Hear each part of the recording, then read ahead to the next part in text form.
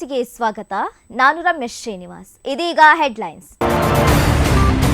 ಬ್ರಹ್ಮಾವರದಲ್ಲಿ ಗೋವಿನ ರುಂಡ ಪತ್ತೆ ಪ್ರಕರಣ. ಘಟನೆ ನಡೆದ 24 ಗಂಟೆಯೊಳಗೆ ಆರೋಪಿಗಳು ಅರೆಸ್ಟ್. ಕೃತ್ಯಕ್ಕೆ ಬಳಸಿದ್ದ ಕಾರು ಸ್ಕೂಟಿ ಪೊಲೀಸರ ವಶಕ್ಕೆ.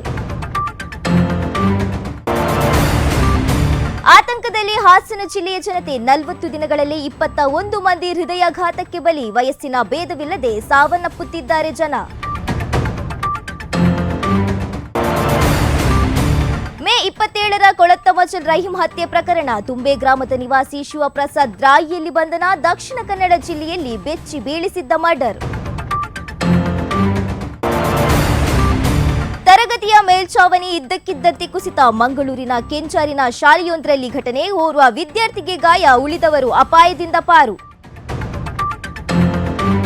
ಉಡುಪಿ ಜಿಲ್ಲೆಯ ಬ್ರಹ್ಮಾವರ ತಾಲೂಕಿನ ಕುಂಚಾಲುವಿನ ರಾಮಮಂದಿರದ ಬಳಿ ಶನಿವಾರ ತಡರಾತ್ರಿ ಹಸುವಿನ ರುಂಡ ಪತ್ತೆಯಾದ ಪ್ರಕರಣಕ್ಕೆ ಸಂಬಂಧಿಸಿದಂತೆ 6 ಮಂದಿ ಆರೋಪಿಗಳನ್ನು ಪೊಲೀಸರು ಬಂಧಿಸಿದ್ದಾರೆ.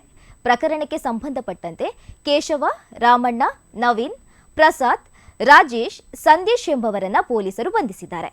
ಈ ಘಟನೆ ಜಿಲ್ಲೆಯಲ್ಲಿ ಭಾರೀ ಸಂಚಲನವನ್ನುಂಟು ಮಾಡಿದೆ.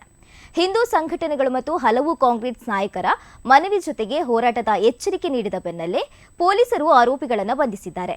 ತನಿಖೆಗೆ ಉಡುಪಿ ಪೊಲೀಸ್ ವರಿಷ್ಠಾಧಿಕಾರಿ ಹರಿರಾಮ್ ಶಂಕರ್ 4 ತಂಡಗಳನ್ನು ರಚಿಸಿದ್ರು. ಘಟನೆ ನಡೆದು 24 ಗಂಟೆಯೊಳಗಾಗಿ ಆರೋಪಿಗಳನ್ನು ಬಂಧಿಸುವಲ್ಲಿ ಪೊಲೀಸ್ ತಂಡ ಯಶಸ್ವಿಯಾಗಿದೆ.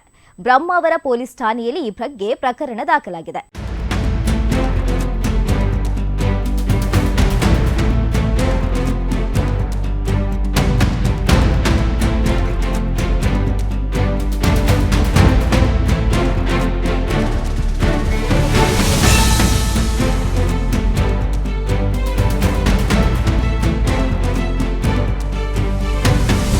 ಕಳೆದ ಕೆಲವು ದಿನಗಳಿಂದ ಹಾಸನ ಜಿಲ್ಲೆಯಲ್ಲಿ ಹೃದಯಾಘಾತದಿಂದ ಸಾವನ್ನಪ್ಪಿದ ಪ್ರಕರಣಗಳು ಹೆಚ್ಚಾಗ್ತಾ ಇದ್ದು, ಕೇವಲ ಕಳೆದ 40 ದಿನಗಳಲ್ಲಿ 21 ಜನರು ತಮ್ಮ ಪ್ರಾಣವನ್ನ ಇದುವರೆಗೆ ಕಳೆದುಕೊಂಡಿದ್ದಾರೆ.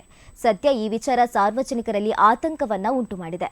ಇದೀಗ ಮತ್ತೆ ಭಾನುವಾರದಿಂದ ಜಿಲ್ಲೆಯಲ್ಲಿ ಹೃದಯಾಘಾತದಿಂದ ಸಾವನ್ನಪ್ಪಿದ ಪ್ರಕರಣಗಳು ವರದಿಯಾಗಿದ್ದು, ಹಾಸನ ಜಿಲ್ಲೆಯ ಬೇಲೂರಿನ 50 ವರ್ಷದ ಜೆಪಿ ಲೇಪಾಕ್ಷಿ, ಹೊಳೆನರಸೀಪುರದ ಸರ್ಕಾರಿ ಪ್ರಥಮ ದರ್ಜೆ ಕಾಲೇಜಿನ ಇಂಗ್ಲಿಷ್ ಪ್ರಾಧ್ಯಾಪಕ 58 ವರ್ಷದ ಮುತ್ತಯ್ಯ, ನುಗ್ಗೇಹಳ್ಳಿ ನಾಡಕಚೇರಿ ಡಿ ಗ್ರೂಪ್ನ ನೌಕರ 53 ವರ್ಷದ ಕುಮಾರ್ ಕೂಡ ಹೃದಯಾಘಾತದಿಂದ ಸಾವಿಗೀಡಾಗಿದ್ದಾರೆ.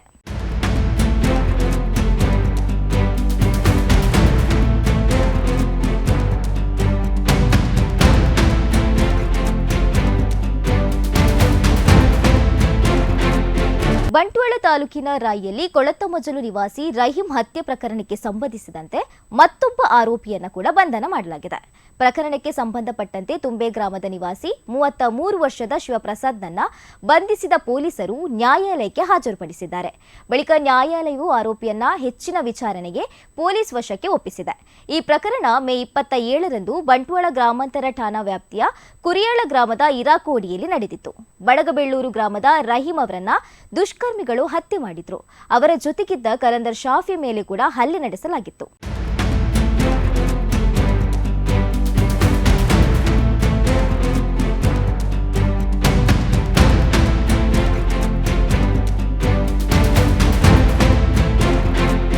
ತರಗತಿಯ ಮೇಲ್ಛಾವಣಿ ಇದ್ದಕ್ಕಿದ್ದಂತೆ ಕುಸಿದು ವಿದ್ಯಾರ್ಥಿಯೊಬ್ಬ ಗಾಯಗೊಂಡ ಘಟನೆ ಮಂಗಳೂರಿನ ಕೆಂಜಾರಿನಲ್ಲಿ ನಡೆದಿದೆ.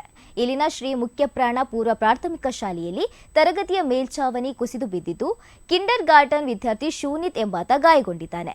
ಈ ವೇಳೆ ತರಗತಿ ಕೊಠಡಿಯಲ್ಲಿ 21 ವಿದ್ಯಾರ್ಥಿಗಳು ಹಾಜರಿದ್ದರು. ಅದೃಷ್ಟವಶಾತ್ ಶೂನಿತ್ ಹೊರತುಪಡಿಸಿ ಇತರ ಎಲ್ಲ ವಿದ್ಯಾರ್ಥಿಗಳು ಯಾವುದೇ ಗಾಯಗಳಿಲ್ಲದೆ ಪ್ರಾಣಾಪಾಯದಿಂದ ಪಾರಾಗಿದ್ದಾರೆ. ಈ ಮೂಲಕ ದೊಡ್ಡ ದುರಂತವೊಂದು ತಪ್ಪಿದಂತಾಗಿದೆ.